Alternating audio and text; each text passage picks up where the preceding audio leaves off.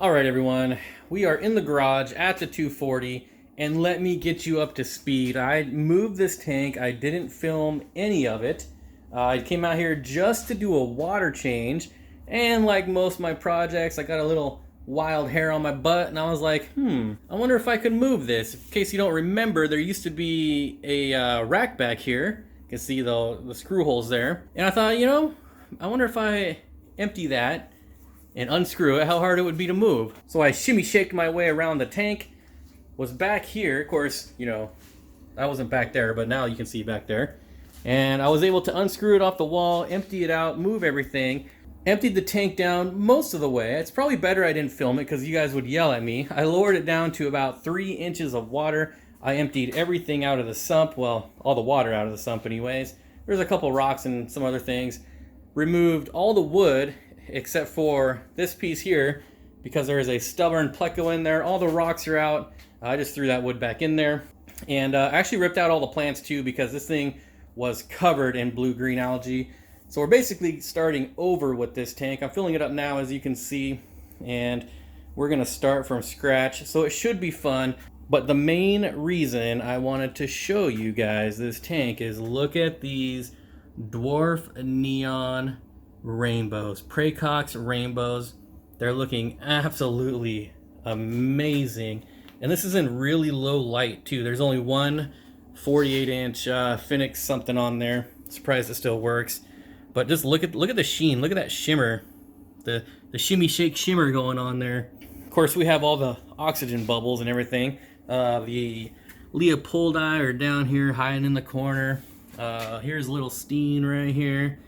Surprisingly, the fish didn't really mind it too much. The only fish that cared were the angelfish.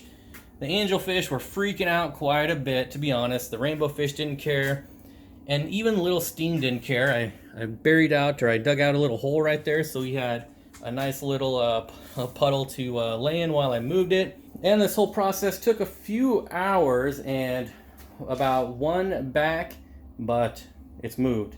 And now I have so much more room for activities. So one of the challenges before was it was right in front of these windows, so we got so much glare. The glare, it's still there, and it's amplified by all the bubbles on the glass there. But once everything settles in, oh, look at this, look at this, look at this in the glare. You see that right there? That yellow bucket right there? Right there? That is a 5-gallon bucket of food. Let me show you. Look at this, guys. This is insane. Sarah Vipin, hot footer, staple food. And can I open it? There we go. Look at this.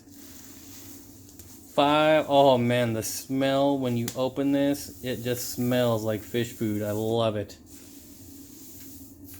This is insane. I wonder how expensive this thing is. I'm not gonna lie, I got it for free.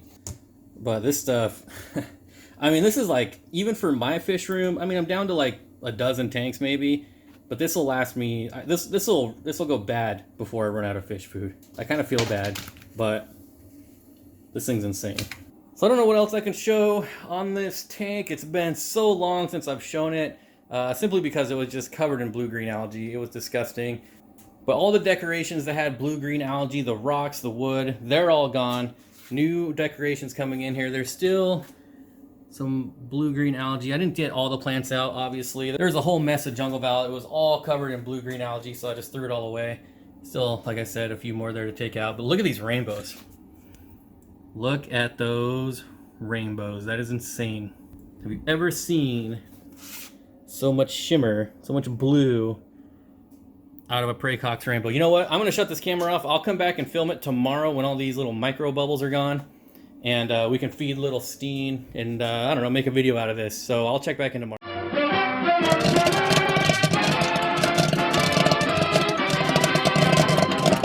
And now, on with the show. Man, that overflow is insanely loud. But anyways, here are our crayfish. Some nice red jobbies here. Drop them down. All right, there it goes. Here he comes. Wham! Oh yeah. He loves these frozen crayfish. I saw these at the fresh seafood market Bought a pound of them, and I haven't seen them since. So I'm hoping I can find somewhere else to get them. I haven't seen them at any of my local grocery stores. But this guy totally loves them. The other one is floating for some reason. I've never had one float before. But he's still kind of confused. It's a new food for him. Sometimes it takes him a while. Sometimes it doesn't. Come on. Probably wondering why I have this camera pointing at his face. Maybe I'll back up a little bit. Alright, we'll give him a minute here.